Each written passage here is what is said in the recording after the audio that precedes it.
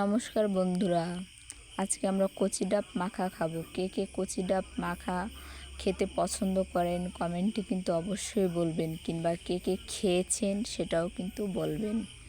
প্রথমে ডাবটা ভালো করে ধুয়ে কেটে নিয়েছি, তারপরে হামালদিস্তায় করে ভালো করে ছেঁচে নিব। তারপরে কাঁচামরিচ দিয়ে দেব। তারপর ছেঁচা হয়ে গেলে একটা পাত্রে উঠিয়ে নেব।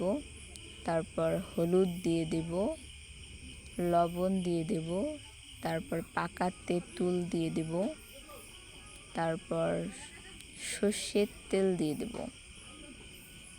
সর্ষের তেল দিয়ে তারপর ভালো করে মেখে নেব। মাখা হয়ে গেলে আজকের ডাব মাখা রেডি। কে কে ডাব মাখা খেতে পছন্দ করেন কমেন্টে কিন্তু বলতে ভুলবেন না, অবশ্যই বলবেন। ভিডিওটি দেখার জন্য, পাশে থাকার জন্য